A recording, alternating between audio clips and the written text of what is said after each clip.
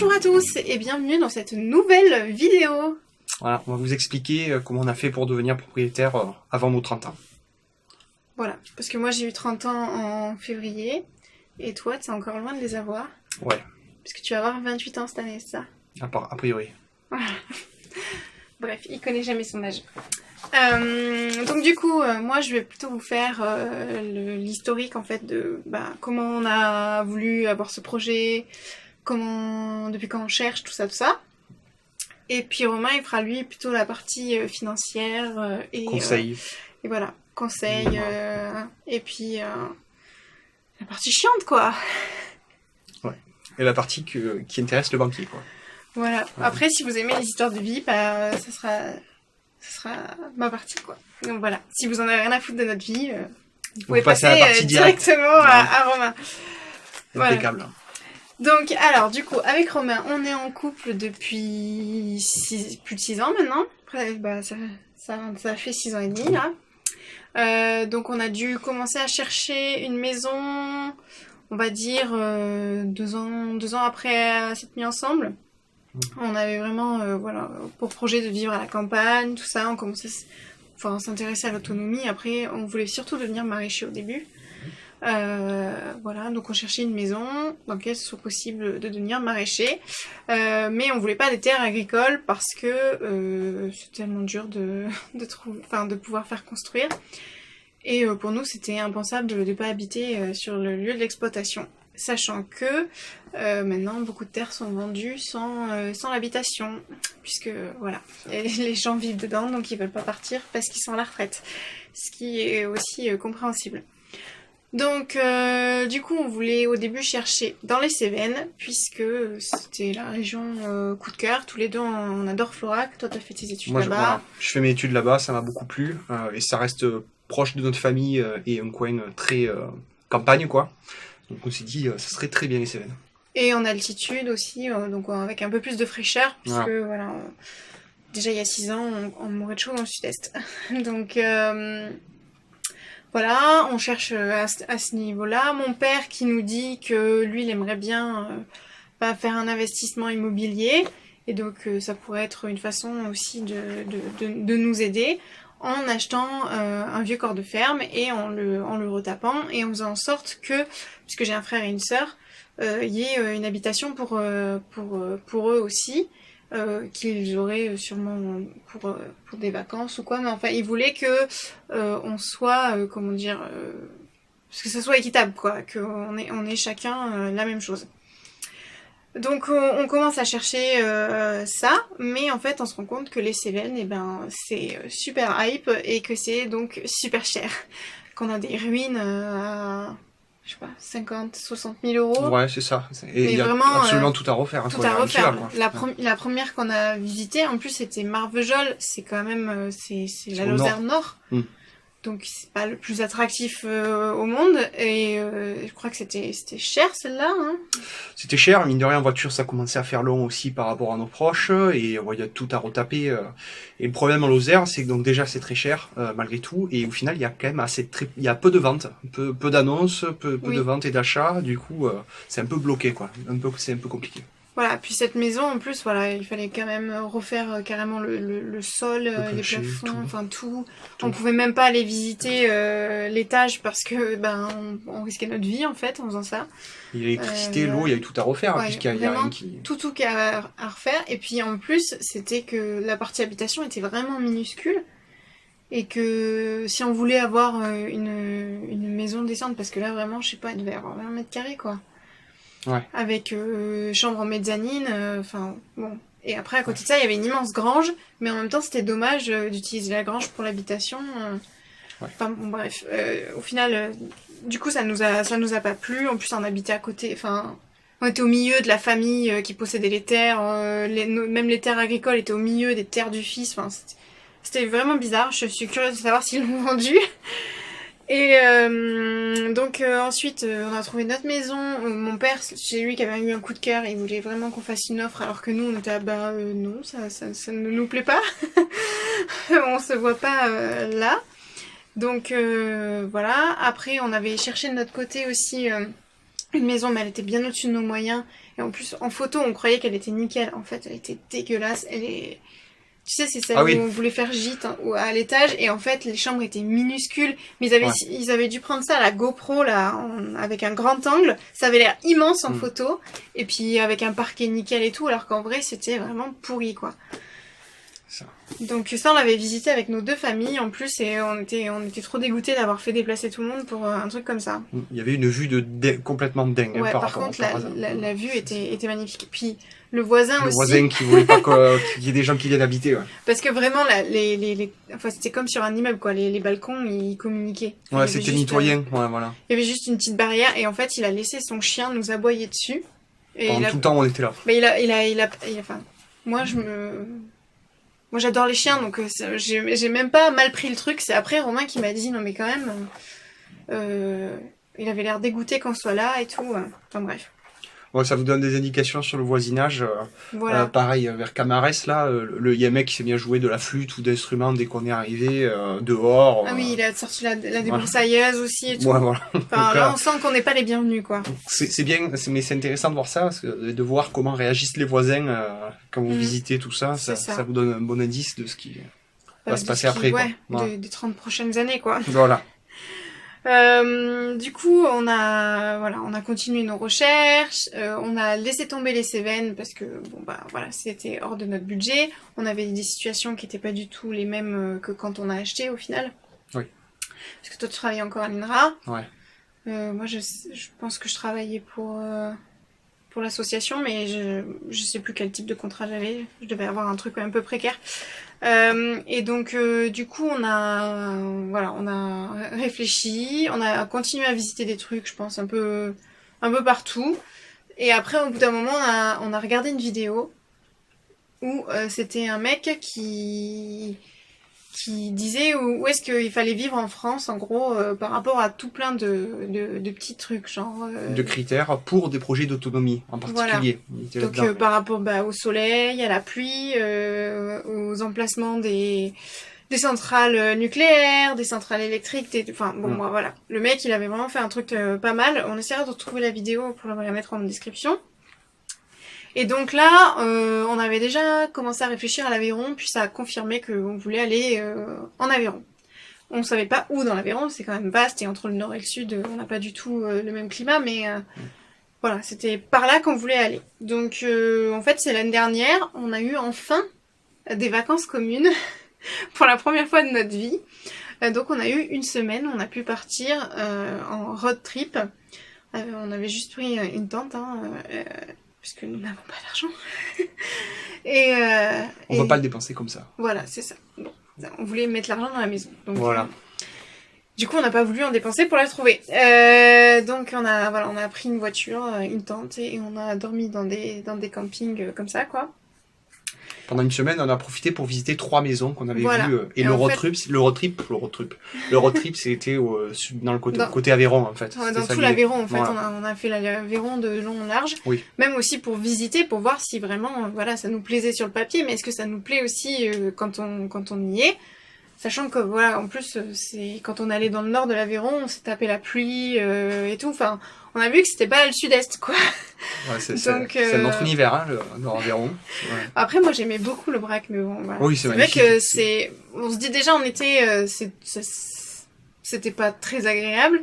Enfin, on est tombé le jour où il pleuvait aussi quand on était là-bas, mais on se dit, bon, l'hiver, est-ce que 2 sudistes vont arriver à s'en sortir, quoi. Ouais, c'est des guerriers, là-bas. Des guerriers du feu. Enfin, de la pluie, plutôt. Et donc, du coup, on a visité 3 maisons là-bas. Donc, la première, elle était immense. Vraiment. Plein nord Aveyron. Vraiment, limite nord Aveyron. Ouais. Limite, ouais. C'était la plus haute qu'on ait visitée. On était proche de l'Aubrac. Et du coup, très jolie maison, avec de l'extérieur. Le toit en lose et tout. C'était magnifique. Mur en pierre. Voilà. Il y avait même, elle vendait à part, la dame, mais il y avait aussi un ancien four à pain. Il y a un séchoir à châtaigne. Voilà. Il y a une super vue. En fait, en gros, c'était une ancienne auberge, et donc c'était immense. Il y avait 2000 mètres carrés de terrain, donc ça, c'était pas ouf. Pas mal, déjà. C'était le minimum qu'on voulait, mais voilà. C'était... Voilà, à choisir, c'était vraiment, vraiment minimum du minimum. elle était chère, mais parce qu'elle était immense en fait. Elle était pleine de potentiel, mais nous, on se voyait pas. Enfin, à deux, on prévoit pas d'avoir d'enfants. On se voyait pas rénover une auberge sur 4 étages. Enfin, moi, je suis sortie de là, je me suis dit, mais je ne sais même pas quoi faire des pièces. Il y a un moment, c'était vraiment trop grand, quoi. Et puis la dame, elle a été dépassée par son projet elle-même. C'était la maison de sa mère. Et il y avait tout qui était à refaire, quoi. Ouais. C'était dans son jus. Et dans son jus, retaper un peu à l'arrache. Au niveau de l'électricité, je me souviens avoir vu des trucs un peu chelous et tout. Donc, non, c'était vraiment, vraiment, il y avait beaucoup de boulot. Après, je pense que si on avait eu l'argent, on aurait pu se faire plaisir. Hein. C'était vraiment une maison qui aurait pu être magnifique. Donc, du coup, après la deuxième maison qu'on a visitée, là, c'était la déception. Déjà, on avait fait le marché le matin de la ville la plus proche, de la grande ville la plus proche, et on n'avait pas du tout aimé l'ambiance de la ville. Et donc déjà, on était à vivre à côté de ça. Ah oui, ça y est, ouais, je ne retrouvais plus la maison, ça y est. À Villefranche-sur-Rouergue. Voilà, bon désolé si vous habitez là-bas, nous ça nous a pas du tout plu. Oui, pardon.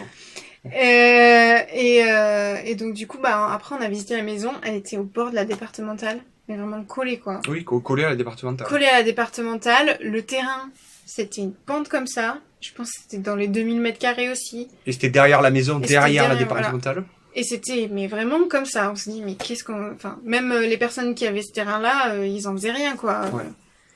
Donc, ensuite, il y avait des bois aussi de l'autre côté, de la départementale. Mais pas on traverse la route et on rentre dans le bois. Hein. Non, il y avait un mur de prison qui retenait le talus de la forêt. Pas de chemin d'accès. Ouais. Donc on savait même pas par où on rentrait. L'agent immobilier... je savais pas non plus. En gros, il vendait pas la maison pour ça. Lui, il vendait la maison pour la maison. Les bois, je pense que tout le monde s'en foutait. Donc il savait même pas par où rentrer. Donc ouais, ça nous a pas du tout plu. Après, la maison était propre à l'intérieur, ça avait été retapé. Mais voilà, c'est pour un autre projet, quoi. Si tu veux juste une maison, elle était très bien. Non, c'était pas très cher. Voilà. C'était correct. Bon. Bref. Ça nous plaisait pas du tout. Pour le projet, ça n'allait pas du tout. Et donc, du coup, on était un petit peu déprimés. On s'est dit, mais mon Dieu, comment on va faire Plus qu'une visite. Plus qu'une visite, espérons que ce soit la bonne, parce que sinon, on sait pas comment on va faire. Là, on avait quand même mis tous nos espoirs dans ces visites-là. Sachant que nous, quand on visite, c'est que vraiment, ça nous plaît par photo, on n'y va pas juste par curiosité, quoi.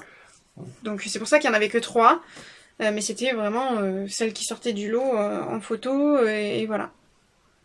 Donc du coup, on va dans la dernière visite. C'était celle, moi, qui personnellement me plaisait le plus en annonce, je sais pas toi. Oui, les photos étaient superbes de l'annonce. Après, voilà, le problème, c'est que c'était là, cette fois-ci, dans le Tarn. On est allé encore plus loin, on a dépassé l'Aveyron. Donc là, on se disait, ça commence à faire loin, commence à faire chaud. Ouais, mais on est vraiment à la frontière de l'Aveyron, en fait. C'est pour ça qu'on s'est dit, bon, on va tester. Et donc, en fait, on arrive, et déjà, un super bon feeling avec les vendeurs. La maison... propre, qui avait été refaite. Les vendeurs, en fait, ils vendaient parce que c'était devenu trop petit, vu qu'ils avaient un enfant qui devenait grand. Et donc, ils vendaient pas parce qu'ils aimaient plus la maison, quoi. Et voilà. Nous, ça nous plaisait, même si on savait qu'on allait avoir à faire plein de choses pour qu'elle nous corresponde. Mais vraiment, moi, je suis sortie... je crois que j'ai traversé la rue pour aller dans la voiture et j'ai dit à Romain, on l'achète. Donc voilà, le lendemain, on a fait comment ça s'appelle, le papier là la proposition. Une offre. On a fait une offre. Écrite, du coup, signée, voilà, tout ça. Tout ça, patin couffin. On a un petit peu négocié le prix parce que il y a une histoire de fosse septique qui était pas aux normes. La vendeuse nous avait dit que le prix était négociable parce qu'il savait que il y avait les travaux de la fosse septique. Donc ça nous a mis à l'aise aussi pour faire l'offre. On n'a pas été non plus trop des rapias. Hein. Oui, la maison était en vente à 89 000, comme vous le verrez sur d'autres vidéos, et on l'a acheté à 85 000. Voilà, et l'offre a été acceptée. Voilà. Donc ça, l'offre, on l'a fait dès le lendemain, parce que vraiment, moi je suis très angoissée, et donc je pensais que vraiment on n'aurait pas la maison, parce que ça nous est déjà arrivé. même pas avoir le temps de visiter en fait et que la maison elle nous passe sous le nez et de le regretter encore maintenant parce que voilà. Ouais. Donc là on était très contents. Mais tout ça, quand même, c'est pour vous dire qu'on a dû faire des compromis. Parce qu'à la base, on voulait être proche de notre famille. Là, on est à 4 heures de route. Ce qui est quand même... on n'habite pas à l'autre bout du monde, quoi. On y retourne assez régulièrement. Mais ça nous pèse autant sur le budget que sur la fatigue, le temps que ça prend. Bon là, en ce moment, c'est un peu plus cool, on gère nos horaires. Mais quand il y avait la pépinière, c'était vraiment dur, quoi, de partir juste le week-end, de rentrer le dimanche soir à je sais pas quelle heure, là, et puis se lever le matin, c'était pour aller bosser, quoi. Donc voilà, on a dû s'éloigner de notre famille. Après, on a 4000 mètres carrés de terrain. Si on avait pu avoir plus, on n'aurait pas dit non. Surtout que là, il y a du bois qui donc n'est pas vraiment exploitable en l'état, quoi. Là, on est en train de, comme vous voyez dans d'autres vidéos, de faire un verger. Bon, bah, si on avait eu une prairie, ça nous aurait sûrement demandé beaucoup moins de travail, quoi. Mais ça nous plaît aussi le fait d'avoir le bois, parce qu'on a des châtaigniers, que visuellement, on se sent bien aussi dans cet environnement. C'est moins, comment dire, perdu au milieu d'une prairie, quoi. Voilà, donc ça c'est quelque chose qui nous plaît, mais ça a quand même des inconvénients. Ensuite, bah, on a dû aussi avoir moins de mètres carrés habitables, donc au final, c'est quand même quelque chose, on aimait bien les tiny house et les trucs comme ça. C'était un peu un challenge de se dire, bon, ben, de vivre dans plus petit, posséder moins, ou en tout cas mieux. Et voilà, comme on veut pas d'enfants, c'est vrai que 40 mètres carrés pour deux, c'est amplement suffisant. Le truc, c'est que là, il nous faut construire des zones de rangement, en fait, sur le terrain, parce que on a un tout petit débarras, qui est clairement pas assez grand pour tout ce qu'on a. Fait 6 mètres carrés. Ouais. Ensuite, ouais, on voulait être vraiment perdu, seul au monde, et puis en fait, on l'est pas du tout, parce que le voisin, il habite... très très proche de nous. Et mais au final, bah, on s'entend bien avec lui. Donc ouais. C'est très très bien. Et puis même au niveau du lieu-dit, il y a quand même plusieurs habitations, même si le voisin est très proche de nous, les autres ils sont un peu plus éloignés. Mais au final, c'est quand même appréciable de pas se sentir seul au monde et d'avoir un peu cette entraide dans le voisinage, quoi. Même si au final on ne parle pas avec tous. Il y a quand même des gens qui sont là que pour les grandes vacances, pour l'été, tout ça. Mais ça crée une ambiance, quoi, où on se sent pas non plus trop seul. Mais par contre, on a qu'un voisin direct. Et après, on a tout un côté où on n'a pas de vis-à-vis, il y a personne. Donc je trouve qu'on a réussi à avoir un bon compromis des deux, quoi. Ouais. Voilà, sachant qu'on a été très bien accueillis par les autres gens du lieu-dit. Bon, après, il y en a pas mal qui sont un peu loin, on les croise en voiture quand on passe. Mais nos relations, c'est surtout avec notre voisin le plus direct, puisqu'il est juste à côté de la maison et qu'il est parfaitement adorable. Donc ouais, voilà. Enfin, ça se passe très bien. Même trop, trop gentil. Oui, trop. Vraiment, quand on dit il est trop gentil, des fois on dit ça sans vraiment savoir pourquoi, mais là, vraiment, c'est trop. Donc on a vraiment l'impression d'abuser de lui. Mais voilà, tout se passe très bien. Et du coup, le dernier truc où on a dû faire un compromis, de nos rêves idéaux de jeunes gens d'avant, c'est qu'on voulait pas faire de prêt. Mais en fait, c'est pas possible. Finalement, mon père, du coup, bah, on s'est passé de son aide parce que bah, toi, t'as signé un CDI, donc voilà, on pouvait faire un prêt. Ça nous arrangeait plutôt que de faire ça. Voilà. On voulait pas entacher les relations familiales avec de l'argent. Et donc, en plus, Romain, lui, c'est pas son papa, donc ça le gênait plus que moi, c'est sûr. Donc, qui nous aide qui nous fasse une espèce de prêt familial, ça nous gênait. Et même, on voulait pas faire de prêt parce que déjà, on pouvait pas, puisqu'on n'avait pas de CDI à l'époque. Donc, on s'est dit, mais il faut qu'on achète avec ce qu'on a mis de côté et qu'on retape une maison petit à petit. C'était le projet initial, et puis ça a évolué jusqu'à ce qu'on trouve une maison donc 90 000 qui faisait pas partie de ce qu'on pouvait se payer en apport de seul coup, quoi. Mais Mais voilà, d'un côté, comme il n'y avait pas les travaux, tout ça, on s'est dit, là, à ce moment-là, on avait l'occasion de faire un prêt, donc c'était bon. Voilà. Mais du coup, je sais même pas si on s'était renseigné sur à combien on avait droit Oui, par an. définir le budget, c'est un truc qui est assez compliqué. On va en discuter un peu plus dans Mm. ma partie. Mais c'est vrai que nous, se fixer un budget, on se rendait compte de rien. Déjà parce à cette époque-là, on avait droit à rien. J'avais pas de CDI ou on n'avait pas de CDI. Et bon, tant qu'on n'a pas notre salaire de CDI, on peut pas savoir combien on peut prétendre, tout ça. Donc bon, on partait sur une petite maison. De toute façon, c'est ce qu'on cherchait. Et voilà quoi. Ouais. Faut- c'est- Du coup, voilà, vous avez tout l'historique de comment on est arrivé à avoir cette maison. Maintenant, je vais laisser Romain parler. Voilà. Donc on va parler de la thune. Donc le premier conseil qu'on a vous donné, c'est de pas avoir de dette, parce que quand vous allez, non mais c'est con, mais quand vous allez faire le prêt, en fait, la banque peut vous prêter que 33% de ce que vous gagnez. Et si vous avez un CDD, vous êtes en intérim, ils considèrent que vous gagnez rien. Ce que vous gagnez, c'est les sommes qui sont gagnées en tant que CDI ou en tant que gestionnaire d'une entreprise depuis plus de 3 ans. Voilà, c'est ces salaires-là qui sont comptés. Donc on va dire pour nous qu'il y avait quasiment que mon salaire qui était compté, puisque Laetitia était en intermittente du spectacle. Donc on va arrondir mon salaire à 1500 euros. Vous avez le droit de vous endetter à 33% de votre salaire, en fait, de votre montant. Donc en fait, on pouvait s'endetter sur 500 euros. Voilà. Donc ça, ces 500 euros-là, ça détermine du coup le montant maximum que vous pouvez avoir pour votre prêt. Donc vous faites 500 fois 12 fois le nombre d'années sur lequel vous souhaitez étaler votre prêt, et puis vous voyez les montants auxquels vous pouvez avoir droit quelque part. Sachant que c'est 30 ans max.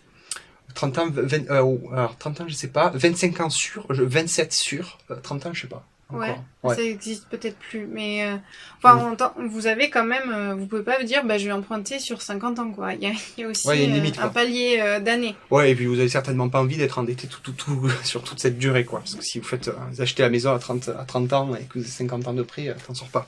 Ouais. Bon voilà, donc c'est en fait tout ce que vous avez en dette. Si vous remboursez une voiture, un voyage, je sais pas quoi, un mariage ou un truc comme ça, le montant que vous remboursez, par exemple si vous avez droit à 500 euros parce que vous gagnez 1005 et que vous avez 200 euros d'autres prêts, vous pourrez avoir que 300 euros de prêt pour la maison. Donc ça va complètement vous handicaper. Il faut que vous soyez à jour de vos dettes au moment où vous souhaitez acheter. C'est le conseil le plus important. Après le second, du coup, c'est d'avoir un CDI ou d'être patron de son entreprise depuis plus de 3 ans. Parce que c'est les conditions auxquelles on peut vous prêter. Si vous n'avez pas ça, les banques ne se mouillent pas et ne vous prêtent pas, quoi.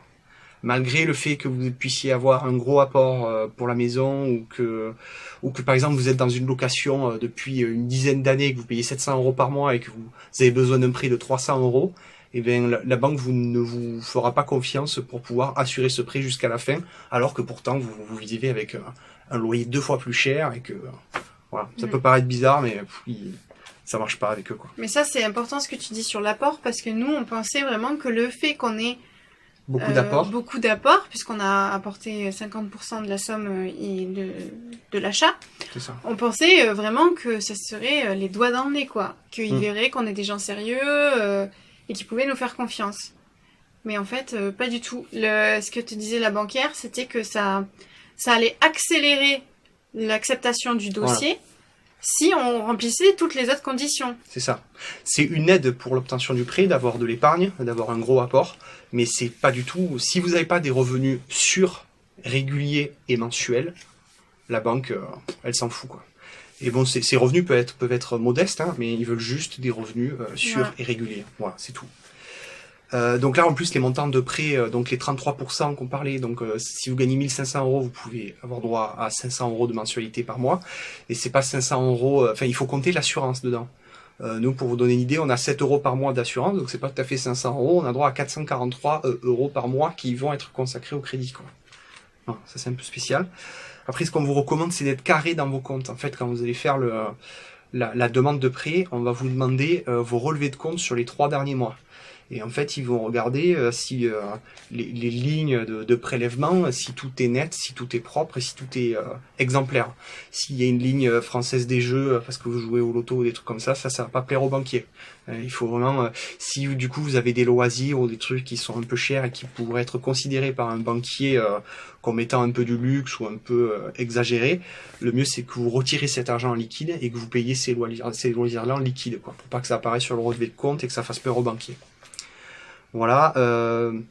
Au niveau de l'apport, on a dit voilà que ça a aidé à l'obtention, et ça c'est aussi ça de moins dans le crédit, mine de rien. Si votre capacité, vous pouvez avoir droit à un prêt par exemple de 150 000 euros, mais que la maison sur laquelle vous avez craqué, elle fait 200 000, si vous n'avez pas d'apport, vous êtes cuit. Mais si vous pouvez mettre 50 000 euros d'apport, vous pouvez accéder à cette maison, alors que pourtant vous ne pouvez pas avoir droit au montant total en prêt, quoi. Donc ça peut être très intéressant. Ensuite, on vous recommande de démarcher énormément de banques. Nous, on a démarché une dizaine de banques, et sur le coût du crédit, on passe quand même du simple au triple. Là, on a eu un crédit à 4 000 et quelques euros, qui revient à ce prix-là, alors que d'autres nous proposaient 12 000. Notre banque principale, d'ailleurs, nous a proposé ce tarif-là, quoi. Autant vous dire qu'on n'était pas trop contents. Ouais, donc voilà, c'est très important de démarcher beaucoup de banques, et pensez aussi aux banques en ligne.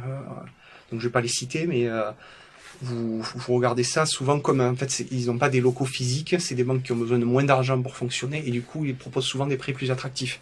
Donc démarchez tout ça. Ensuite, pour les autres astuces, ce que vous pouvez faire, c'est acheter un bien un peu plus grand et en louer une partie. Vous pouvez louer une chambre, ou moi j'ai une cousine qui a acheté une maison dans laquelle il y a un petit studio au rez-de-chaussée qui louait à quelqu'un d'autre. Ils ont même acheté la maison en ayant le locataire qui restait des anciens propriétaires jusqu'à eux.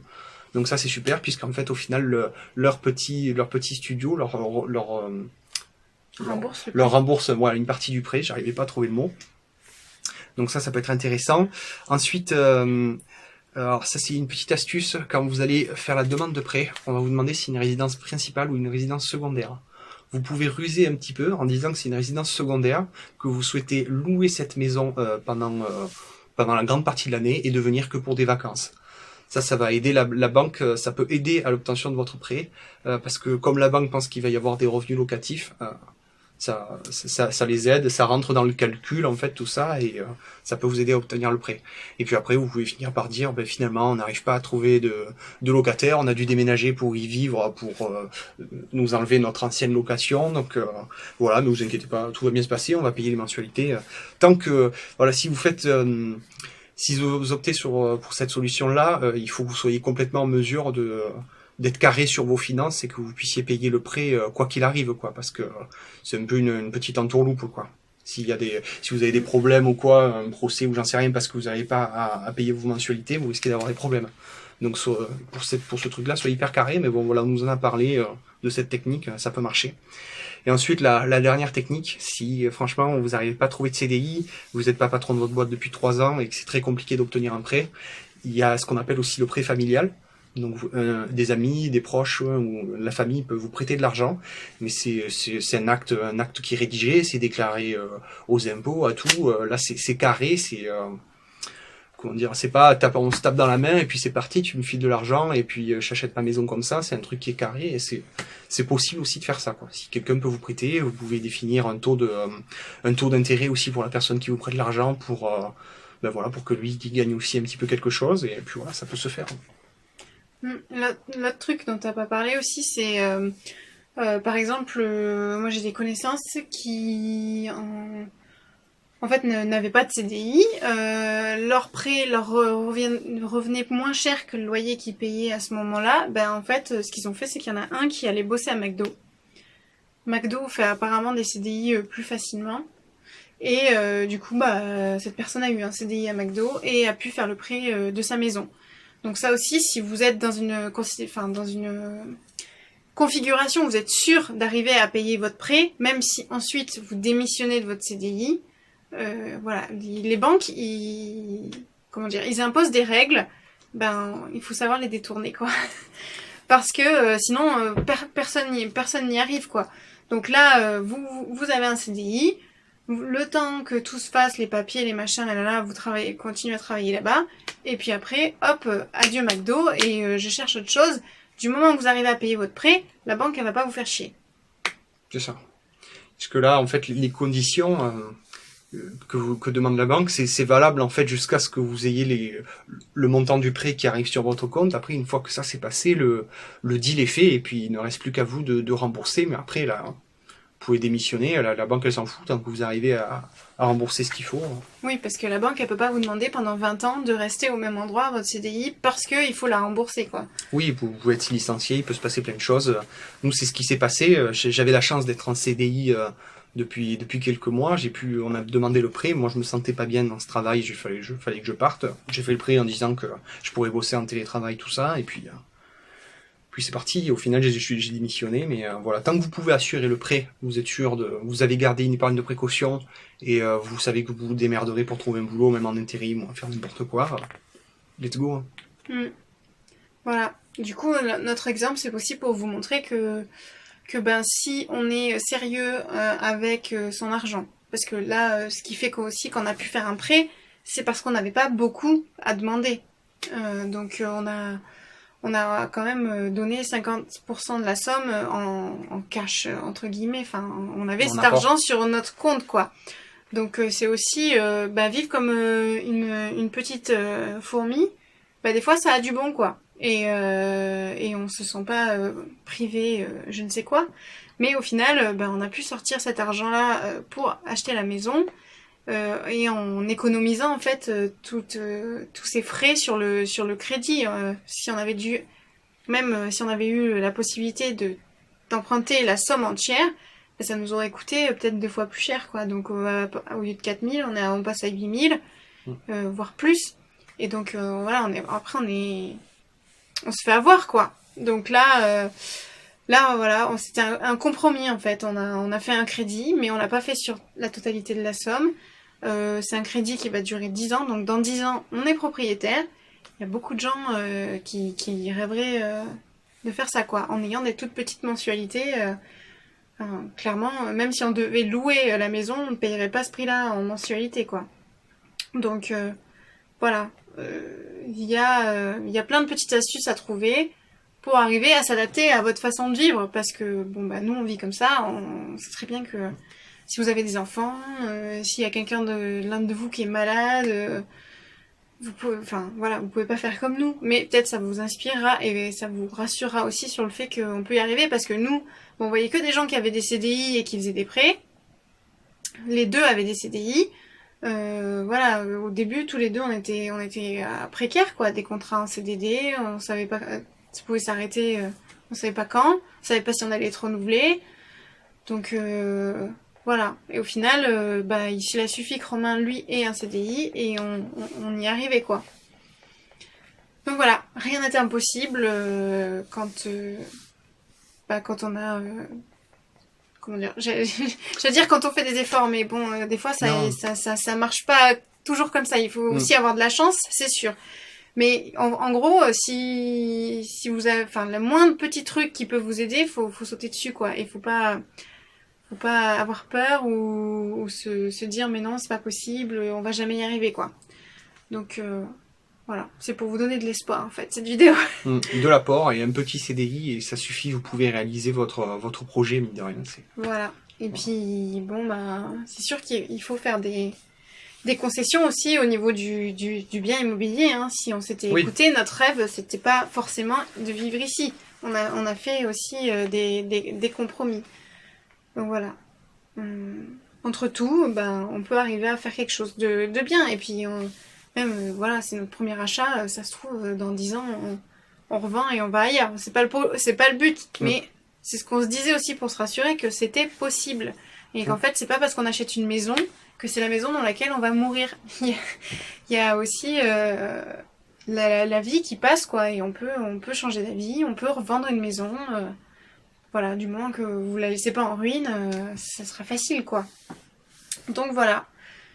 On espère que ces petits conseils vous auront bien aidé et que voilà, vous déprimez pas trop dans votre recherche. Dites-nous ce que vous cherchez et dans quel coin et pourquoi. Peut-être que aussi ça pourrait être sympa d'épingler vos conseils à vous dans les commentaires. Ça nous fera tester l'option parce qu'on l'a jamais fait. Je ne sais pas comment on fait, mais on va trouver. Donc merci pour tout et à bientôt du coup sur une autre vidéo. Ouais, courage. Ciao.